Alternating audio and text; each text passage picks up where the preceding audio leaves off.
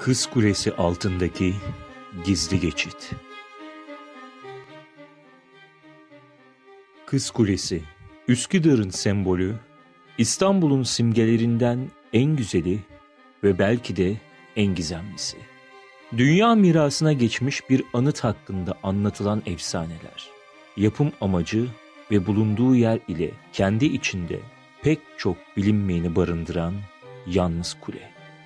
Kız Kulesi, Üsküdar'da Salacak'ın 150-200 metre açıklarında bulunmaktadır. Kız Kulesi'nin ne zaman yapıldığı hakkında kesin bir bilgi olmamakla birlikte bazı kaynaklarda kulenin mimari yapılanma süreci M.Ö. 341'e kadar indiği görülmektedir. Kız Kulesi'nin eski zamanlarındaki isimleri Damalis ve Leandros'tur. Damalis ismi zamanın Atina kralı Karis'in karısının adıdır. Damalis ölünce bu sahillere gömülmüş ve kuleye de bu isim verilmiştir. Ayrıca kule Bizans zamanında küçük kale anlamına gelen Arkla olarak da anılmıştır. İstanbul'un fethinden sonra adadaki mevcut kule yıktırılıp yerine ahşap bir kule inşa edilir. 1719'da bu ahşap kule çıkan yangınla kül olur. 1725 yılında şehrin baş mimarı tarafından kagir olarak yeniden inşa edilir. Kule üst kısmı değiştirilerek üst tarafta camlı bir köşk ve onun üzerine de kurşun kaplı bir kubbe eklenir.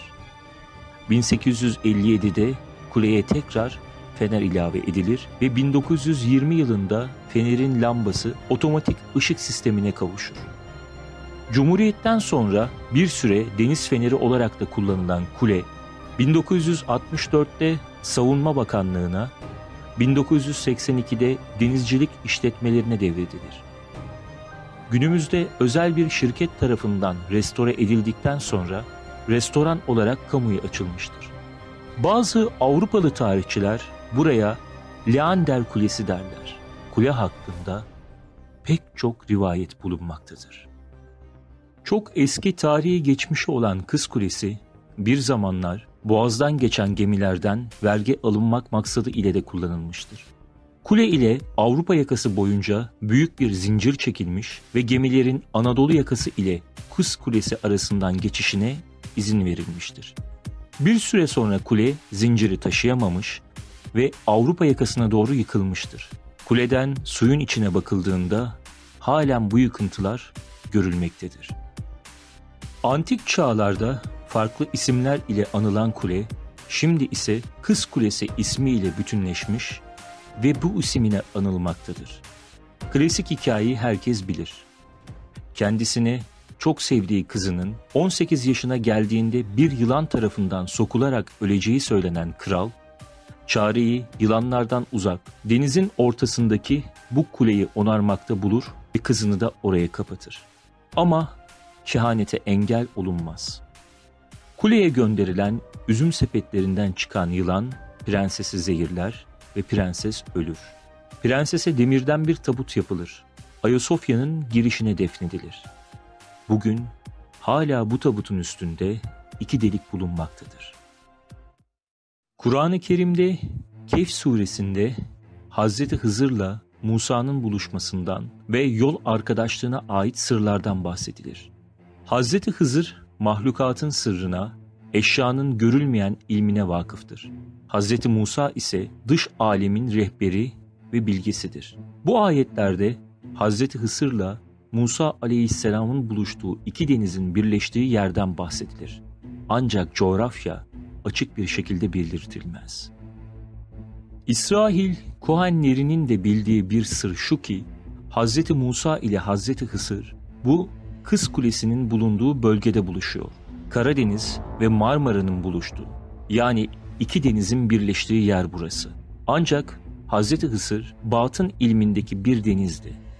Hazreti Musa ise zahir ilimde. İlmin deryası 2 adam ve 2 deniz, 2 sır bir noktada cem oldular. Bir de bu birleşmenin mührü gerekiyordu. Zamanla kulpuna oturtulup bu mühür boğazın bu mutena yerine dikildi. Hikayesi ne olursa olsun Kız Kulesi de işte bu mühürdür. Kız Kulesi onun bahanesidir. Hz. Musa'nın yardımcısı, askeri, deha, Hz. Yuşa'nın makam kabri kulenin teyitinde yer alan bir tepededir. Gelelim bu sırrı ortaya çıkartan hikayeye. Büyük bir antika koleksiyoneri olan İngiliz Sir Francis Crick'in malikanesinin kapısı gizemli bir adam çalar. Ve adamın son derece bozuk bir aksanı vardır ve muhtemelen Arap'tır. Elinde bir defter göstererek defteri Sir'e satmak istediğini söyler. Deftere göz atan Francis Crick içinde bazı teknik çizimler ve Arapça yazılar olduğunu görür. Adamın ısrarı üzerine birkaç sterlin vererek adamı gönderir. Sonraki günlerde çizimlere baktığında gözüne tanıdık geldiğini fark eder. Ve kısa bir süre sonra çizimlerin Kız Kulesi'ne ait olduğunu anlar. Ancak bir farklılık vardır. Kule 3 katlı olarak resmedilmiştir. Kule ile alakalı bulabildiği tüm bilgileri toplayarak karşılaştırır. İlk başta çizimlerin yanlış olduğunu düşünür. Fakat sonra merakına yenik düşerek notları tercüme ettirmeye karar verir. Notlara göre Kız Kulesi'nin mahzeninde aşağıya inen bir geçit vardır. Ve bu geçitten deniz tabanı altında bulunan bir başka yapıya ulaşmaktadır. Yapı eski bir mağaranın içerisine inşa edilmiştir. Geçidi açan anahtar ise tam olarak tasvir edilmiştir.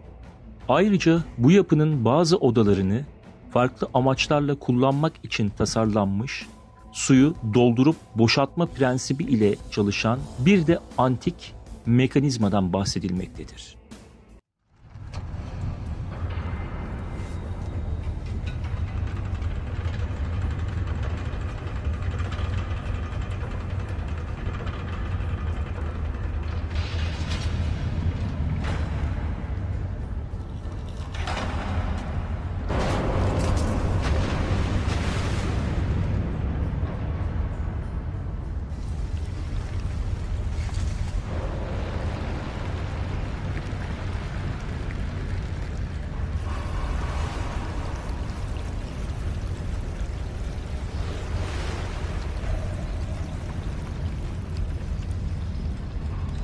Sir Francis Crick öğrendiği sır ile iyice meraklanır ve bu defteri kendisine satan o gizemli adamı araştırmaya başlar. Hatta bunun için özel bir arama emri dahi çıkartır. Ancak bir sonuç alınamaz. Bunun üzerine Sir, notlardan tarif edilen anahtarın aynısını bir demir ustasına yaptırır. İleriki yıllarda anahtarı elime aldığımda İstanbul'a gitmekten başka hiçbir şey düşünemiyordum diyecektir. Anahtarını yaptırmasının ardından İstanbul'a gelip yapıyı yakinen incelemek, hatta mümkünse ve eğer gerçekse altta bulunan bu saklı bölümün fotoğraflarını çekmek istemektedir. Sir, yüksek bağlantılarını kullanarak İngiltere'nin Türkiye Büyükelçiliği vasıtası ile dönemin Türk hükümetinden mimari inceleme adı altında 5 günlük bir izin alır. Ancak yanına bir de koruma memuru verilecektir. 1960 Ağustos'unda yardımcısı ile İstanbul'a varır. Kısa bir hazırlığın ardından koruma memuru Sir ve yardımcısı kuleye varırlar. Sir hemen etrafı dolaşmaya başlar. Defterde söylenen giriş tam kulenin tabanındadır. Buraya vardığı yerde koca bir kayadan başka bir şey göremez. İlk gün keşif çalışmaları ile geçer, gider. Akşam otelinde kayayı kırması gerektiğini, daha sonra tekrar örebileceğini düşünür. Ancak bunun için koruma memurundan kurtulmalıdır. Ertesi günü tekrar kuleye gitmek için Üsküdar'da memurla buluşurlar. Memura işlerinin ölçüp biçmek olduğunu, onun gelmesinin gerek olmadığını, yalnızken daha rahat çalışacaklarını söyler. Fakat memur vazifesi icabı bunu kabul etmez. Bunun üzerine Sir'ün yardımcısı memura daha önceden kararlaştırdıkları çok yüklü bir miktarda altını memura verir. Bu rüşvet memurun neredeyse bir ömür alacağı maaş kadardır ve bu teklifi kabul eder. Francis Crick o günden şöyle bahsetmektedir. Memur ona verdiğimiz çantayı aldı ve ardınca yürümeye başladı. Biz de hemen sandala bindik. Yardımcıma sürekli kürekleri daha hızlı çekmesini söylüyordum. Nihayet kuleye varınca artık benimsin diyerek küçük bir sevinç çığlığı attım. Sir hemen girişin olduğu yere gider ve buradaki yaklaşık 20 santim kalınlığındaki kayayı kırmaya başlar. Birkaç saatin ardından kaya kırılır. Fakat büyük bir hayal kırıklığı yaşanır.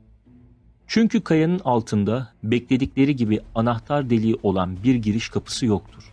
Bunun yerine daha da büyük ikinci bir kaya vardır. Bu ikinci kayayı da parçalarlar.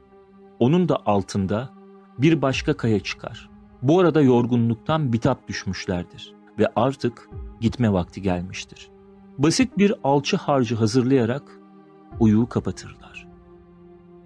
Ertesi günü üçüncü kayayı da parçalarlar ve nihayet demir kapağa ulaşırlar.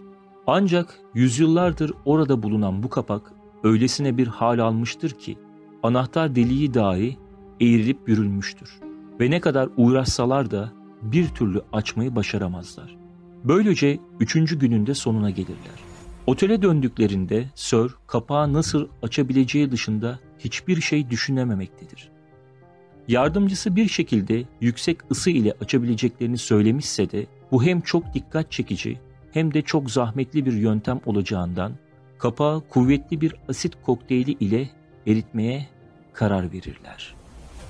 Yine kuleye vardıklarında bu yöntemle akşama doğru kapağı eritmeyi başarırlar. Ancak geç kalındığından içeri girme kısmı bir sonraki güne bırakılarak Kız Kulesi'nden ayrılırlar. Sabah erkenden yine kuleye rutin şekilde hareket edilir. Geçit son derece karanlık ve dardır. İp yardımı ile aşağıya kadar sarkan derinlik neredeyse 35 metre civarındadır. Geçitten sarkarken su damlalarının sesleri duyulmaktadır. Aşağıya indiğinde lambasını yakar ve kendisini büyük bir girişte bulur. Biraz daha dolaştıkça kemerli ve kubbeli olan bu yapının neredeyse 500 metre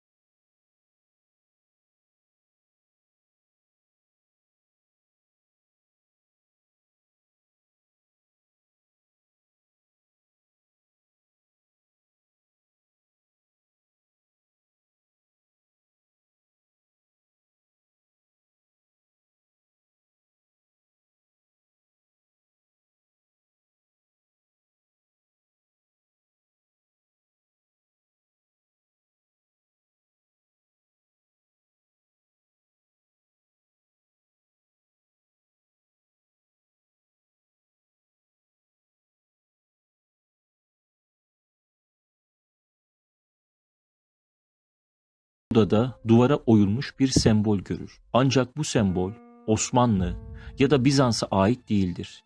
Yapının bazı odaları da çökmüştür. Çok eski bir kılıç bulur. Kılıcın boyu kısa, kabzası ise çok ufaktır. O anda bu kılıcı ancak bir cücenin kullanabileceğini düşünür. Mekanı elinden geldiğince aydınlatır ve şu anda bazılarını gördüğünüz fotoğrafları çeker. Kılıcı da yanına alarak tekrar yukarı çıkar ve çimento ile söktükleri taşlarla geçidin ağzını yeniden kapatırlar. 90'lı yıllarda kılıca karbon testi yaptırılır.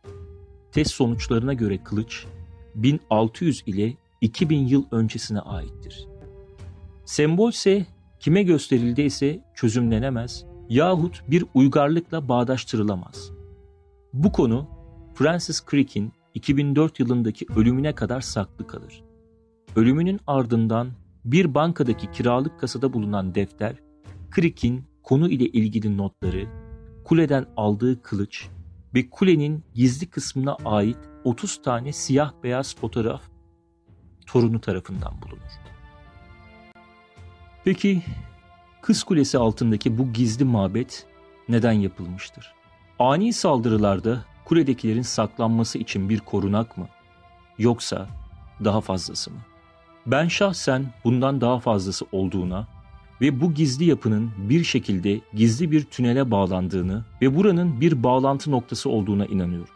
Bunu destekleyen bazı eski kaynaklarda da Kız Kulesi'nden geçen bir yeraltı tünelinden ve bu tünelin gizli bir ağ oluşturduğundan bahsedilir. İstanbul'un 7 Harikası adlı 100 yıllık bir kitapta Çemberli Taş'ın hemen yakınından bahsedilir. Bir başka varsayımda bu dehlizin yere batan sarnıcındaki gizli bir girişten Kuzey Marmara'nın altına uzandığı ve Kınalıada'daki manastıra ulaştığıdır.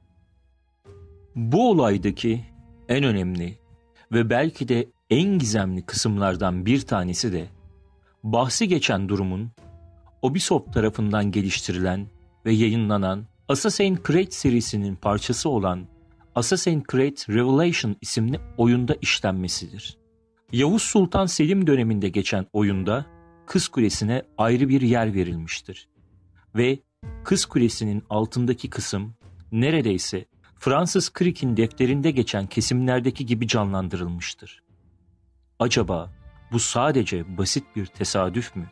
Yoksa oyun yazarlarının hayal gücü mü? Ya da bilmediğimiz çok daha derin bir gizemin parçası mı?